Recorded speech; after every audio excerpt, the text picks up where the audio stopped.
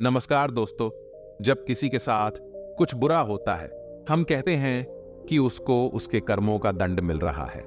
और जब किसी के साथ कुछ अच्छा होता है, हम कहते हैं कि उसके पूर्वजों के कर्म अच्छे थे, इसलिए उसके साथ अच्छा हो रहा है।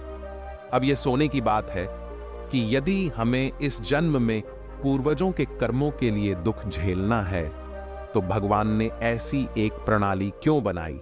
अंत में क्यों नहीं एक व्यक्ति जो अपने कर्म कर रहा है, उनके परिणामों को प्राप्त होता है, ताकि उसे भी यह पता चले हम अपने कर्मों के फल कैसे प्राप्त करते हैं। अब किसी को पूर्वजों के कर्मों की याद नहीं रखना चाहिए। यदि हम इस जीवन में पूर्वजों के कर्मों के फल प्राप्त करते हैं, तो व्यक्ति कैसे समझेगा कि उसके कर्मों का परिणाम है जो आज हमारे साथ हो रहा है? क्या यह पूर्वजों के कर्मों का परिणाम है, या क्या हमारे जीवन को निर्धारित करने वाले कर्म के किसी अन्य चक्र का हिस्सा है? इसे समझते हैं तो जो कर्मों के संबंध में आपकी मातृभाषा में कुछ गलत धारणाएं हैं, वे समाप्त हो जाएंगी। और यह होगा कि इस कहानी को सुनने के बाद आप ये भी जानेंगे कि हमारे कर्मों के परिणाम कब और कैसे प्राप्त होते हैं, और इसी तरह हमारे कर्म घटित होते हैं। इस कहानी में शामिल होने से पहले यदि आप नए हैं तो निश्चित रूप से चैनल को सब्सक्राइब करें। तो चलिए कहानी शुरू करते हैं। एक समय की बात है, बुद्ध के शिष्य ने बुद्ध से पूछा कि पुत्र का कर्म क्या होता है, कृपया इसे विस्तार से बताएं। इस पर सुनकर महात्मा बुद्ध ने कहा, मैं तुम्हें कर्म बताता हूं। समझने के लिए मुझसे एक कहानी सुनो। इस कहानी को सुनकर तुम्हें अपने कर्मों का अर्थ पता चलेगा।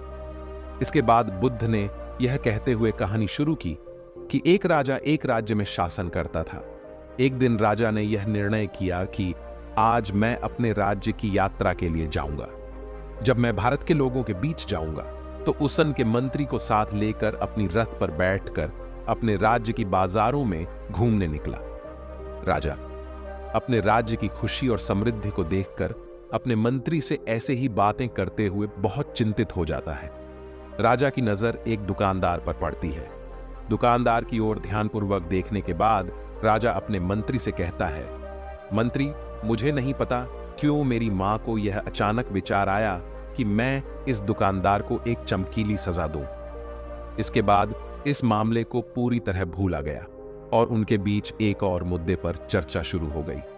उसी तरह की यात्रा करते हुए शाम तक राजा अपने महल लौटता है, लेकिन मंत्री की मां अब भी सोच रही थी कि राजा ने क्यों कहा था। वह सोच रही थी कि राजा की मां को यह कैसे आया कि उसे इस दुकानदार को एक चमकीली सजा देनी चाहिए। क्या इसमें कुछ बात है? कैसे किसी की मां को ऐसा विचार आ सकता है?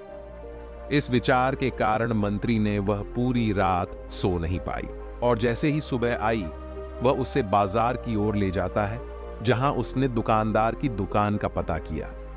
वहां पहुंचकर मंत्री ने उस दुकानदार के बारे में चारों ओर के लोगों से पूछताछ करना शुरू किया। उनसे कुछ बातचीत करने के बाद मंत्री को पता चलता है कि यह दुकानदार किसी से अधिकांश समय बात नहीं करता है। वह हमेशा चुप रहता है और ऐसा लगता है कि वह बहुत उदास है। दुकानदार के बड़े भाई से इसे सुनकर मंत्री जाता है और उससे पूछताछ करता है कि तुम इतने उदास क्यों हो। इस पर दुकानदार कहता है कि वह बहुत अक्सर दुखी और राहत पाता है। उसने चंदन की लकड़ियों को टाला और लोगों ने उन्हें देखकर तारीफ की, लेकिन कोई उन्हें नहीं खरीदता। इस कारण वह इस व्यापार में असफल हो रहा है, और इसी कारण वह ज्यादातर किसी से बात नहीं करता है और बहुत उदास रहता है। इसके बाद भी मंत्री यह नहीं मान पाता कि राजा को ऐसा विचार कैसे आया था। इसके बाद मंत्री दुकानदार से कहता है, माननीय, मैंने राजा से तुम्हें एक चमकीली सजा देने के बारे में बोला है। अगर तुम्हारे पास कोई लकड़ी या साइकिल है तो तुम इस स्थिति में क्या करोगे? इस पर दुकानदार गुस्से से कहता है कि तब मैं इस राज्य के राजा का इंतजार करूंगा कि वह मुझे मारेगा। जब मैं मरूंगा तो मैं अपनी चंदन की लकड़ियों को उसके दासी समारोह में दूंगा, ताकि दूसरे राज्यों के लोगों को मेरी चंदन की लकड़ियों के बारे में पता चले, और जब वे सुनेंगे, वे मेरी चंदन की लकड़ियों को खरीदने के लिए आएंगे।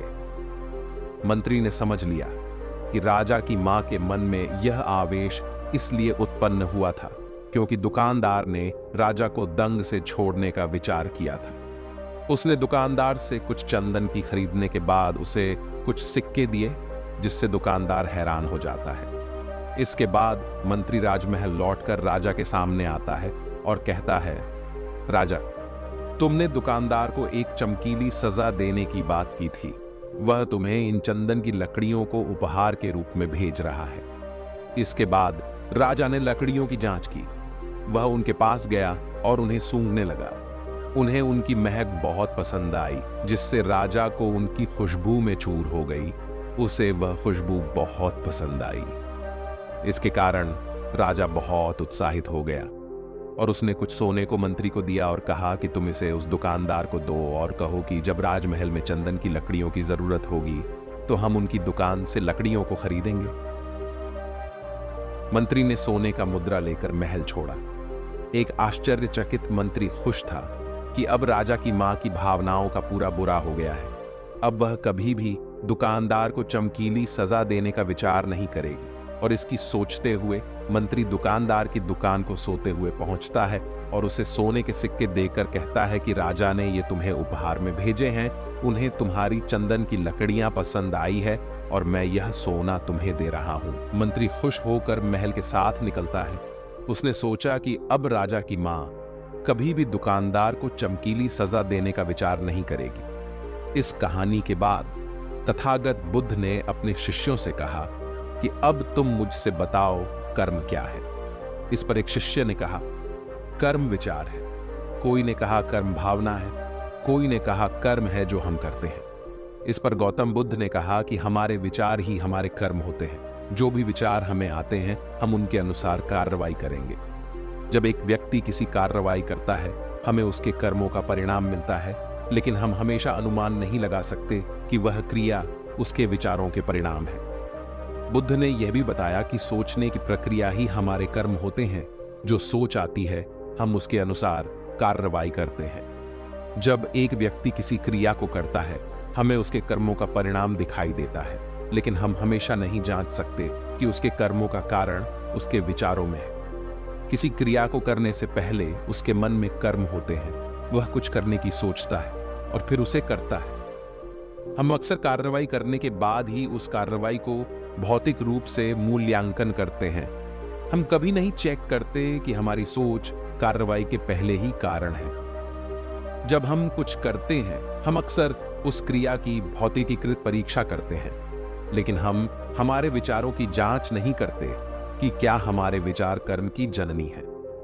बुद्ध ने यह बताया कि हमारे विचार हमारे कर्म बनाते हैं और यह संभावना है कि एक व्यक्ति अपने पिछले जन्म के कर्मों के संस्कारों के साथ पैदा होता है। इन संस्कारों की वजह से ही दो बच्चे की नींद में भी अंतर हो सकता है और उनके कार्यों में भी फर्क हो सकता है। बुद्ध ने यह भी स्पष्ट किया कि अगर हम बार बार एक ही क्रिया को करते रहते हैं तो उसका संस्कार बन जाता है, और जब हम दोबारा जन्म लेते हैं तो उस संस्कार के साथ आते हैं। इस रूप में कर्म हमारे संस्कार बनाते हैं और यह संभावना है कि एक बच्चे को उसके पिछले जन्म के कर्मों के फलस्वरूप ही उदाहरण से एक बच्चा उदास और दूसरा शांतमय हो सकता है। यह सिखाता है कि हमें अपने विचारों को समझना और सुधारना महत्वपूर्ण है, क्योंकि ये ही हमारे कर्मों की नींव होते हैं। इस कहानी से यह सीखने को मिलता है कि कर्म और उनके परिणामों के बीच एक संबंध है और हमें अपने विचारों को परख कर सकारात्मकता में परिवर्तन करने का प्रयास करना चाहिए। दोस्तों, हम उम्मीद करते हैं कि आप इस वीडियो से कुछ मूल्यवान सीखेंगे। अगर आपको वीडियो पसंद आया हो तो उसे लाइक करें और हमारे चैनल को सब्सक्राइब करें। अगले वीडियो में मिलेंगे, तब तक धन्यवाद।